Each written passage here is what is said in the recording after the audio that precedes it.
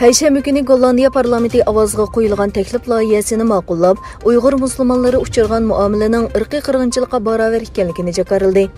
Gollandiya bu xil bayonotni e'lon qilgan tunji Yevropa davlati bo'lib qoldi. Taklif loyihasida mundaq deyilgan: Xitoy hukumatining tug'ut cheklashni maqsad qilgan tadbirlari va jazo lagerlarini qurishdek bir qator harakatlari Birlashgan Davlatlar Tashkilotining 260-nomerli qarori, ya'ni irqiy qirg'inchilikqa qarshi turish ahdnomasidagi moddalarga mos keladi. Xitoydagi Uyg'urlarga irqiy qirg'inchilik yurgizilyotidi. Lekin Gollandiya hokimiyat beshidagi partiya buningga qarshi ovoz bergan.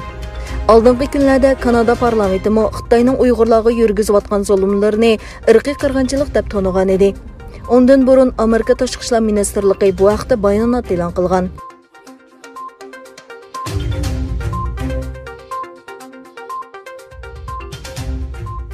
Türkiye İyi Partiyasining parlament a'zosi Umid Özdağ İstanbuldagi Xitoy konsulxonasi oldida namoyish qilayotgan Uyg'urlarni ziyorat qilib, ularni qo'llab-quvvatlaydiganligini ifodaladi.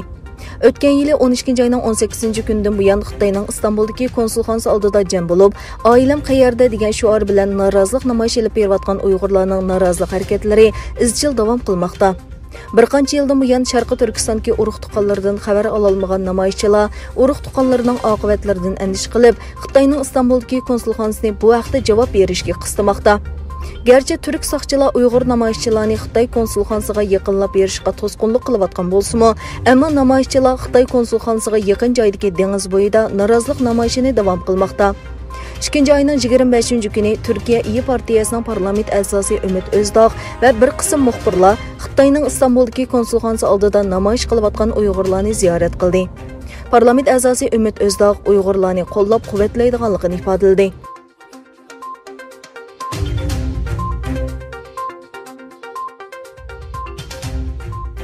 Xitoy Tashqi ishlar bayonotchisi Wang Yinbin muxbirlarni kutib olish yig'inida Sharqiy Turkistondagi jazo lagerlariga qamalgan qiz-ayollarning oyoq osti qilinayotganligi haqidagi savolga javob berib, Xitoyning bu jinoyatini butunlay inkor qilgan va dalil isbot ta'minlovchilarni yolg'onga chiqargan.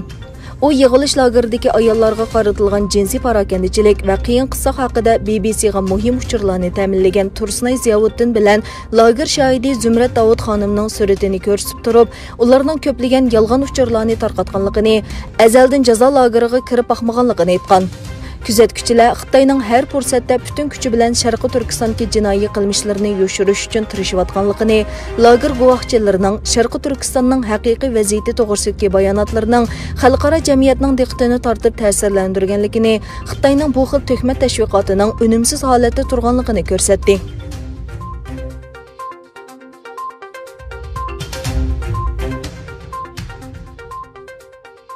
Amerika istixboroti muxbir Jamal Khashoggi jinoyati haqida baholash dokladini e'lon qilishdan burun Amerika prezidenti Jo Bayden bilan Saudiya Arabiston podshohi Salman telefonlashdi.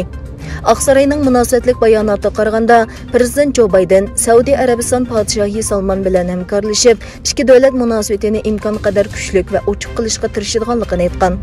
Bayden bayonotida Amerikaning universal kishilik huquq va qonun bilan idora qilishga qanchalik ahamiyat beradiganligini ta'kidlagan.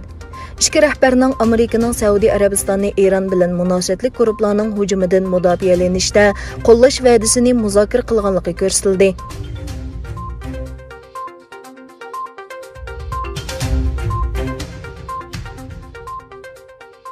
Yaponiya bilan Avstraliya Xitoyning hozirgi holatni bir taraflama o'zgartirish urinishiga qarshi Sharqiy dengiz va Janubiy dengizda davomli quyuq hamkorlik o'rnatishga qo'shildi. Yaponiya Tashqi ishlar ministrligining bayonotiga qaraganda, Yaponiya bosh ministri Suga Yoshihide avstraliyalik mansabdoshi Scott Morrison bilan telefonda ko'rishgan bo'lib, ikki taraflik va rayonlik masalalar muzokara qilingan. Ikkalan Sharqiy dengiz va Janubiy dengizga hozirgi holatni bir taraflama holda zo'rlik bilan o'zgartirish urinishiga qarshi yaqin hamkorlikni davomlashtirishga qo'shilgan.